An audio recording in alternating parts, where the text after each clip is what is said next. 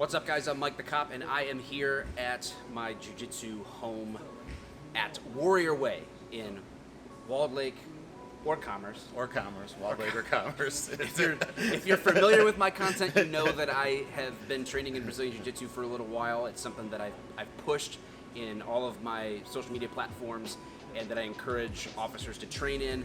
I brought in one of my professors, Angelo, here, who has been training jiu-jitsu since circa the Spice Girls. Yeah, around that time, yeah. What is it, 1997? Is that Spice Girls era? Yeah. I don't know. I'm kind of proud that I don't know that. I don't.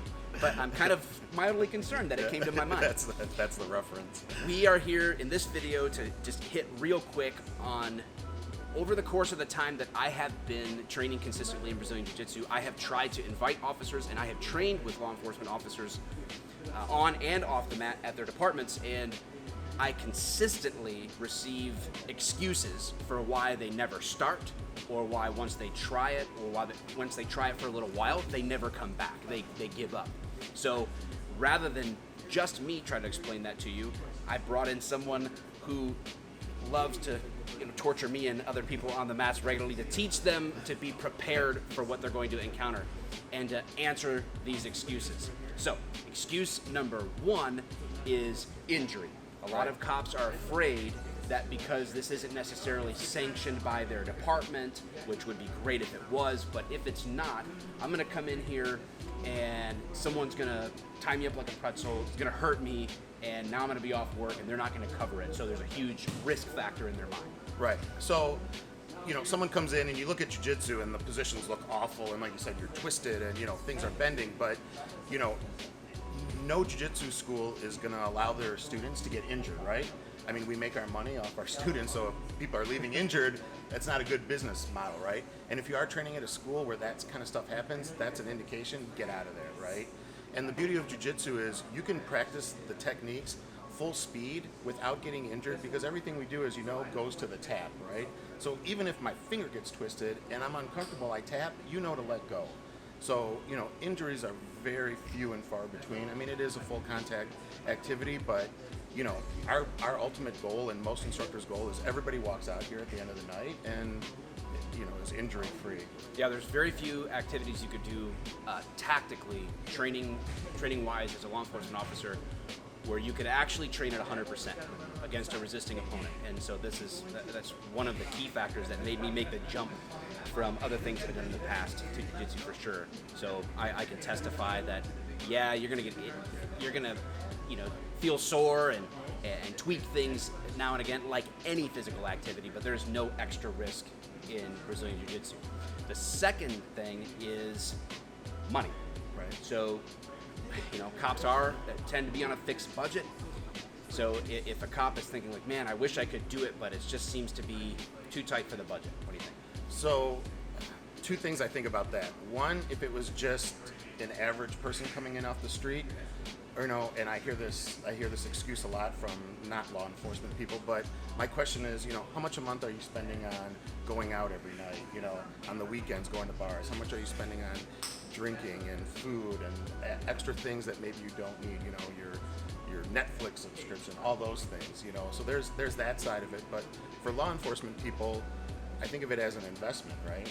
I mean, are you looking to bargain shop for a bulletproof vest to get the cheapest bulletproof vest you can, or a weapon it's got that's 2 reviews, right. It's 1.5 stars, but it's on sale, right? Sale. Yeah. So I mean, think of it as an investment, and in the long run, to save yourself from injury or worse, or even ending up in a legal situation. I mean, how much is that worth to you?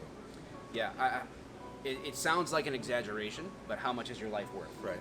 How much are you willing to invest in that? And yep, not every department, unfortunately, supports training like this outside of the job and what limited training they may offer inside the walls of the department. But you have to take it upon yourself to make a decision do you want to go home? Does your family deserve for you to go home? Especially when these are situations and things that you can learn that you're going to encounter all the time and can make the difference. And lastly, and this one always kind of makes me smile because they kind of have a point, but they kind of don't. I get it, but they don't want to wear pajamas. The pajamas, pajama wrestling. Yeah, the pajama That's excuse. you gonna go wrestle with your boyfriends in your pajamas again, that kind of a thing. So for guys that are like, and I get it, man, it is awkward to put the gi on and step onto these mats for the first time. It's intimidating, it's awkward, and you kind of feel like, man, I look like I'm dressed up for Halloween. So how do you, why is it important, or why is that not a valid excuse? And that argument, as you know, in the jiu-jitsu world is an argument that we have, right? Like even among jiu-jitsu people, there's like the no-gi jiu-jitsu people who argue that it's not realistic, and the traditional people say it is.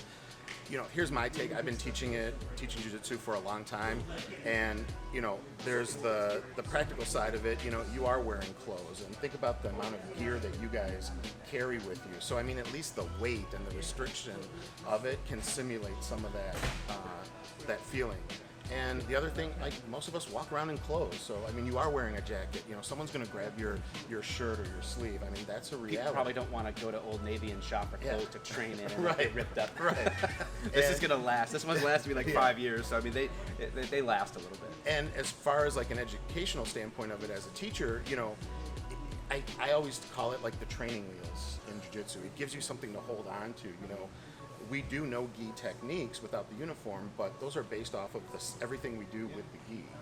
So for someone who doesn't know what they're doing, it's comforting to hold on to a collar and a sleeve, right?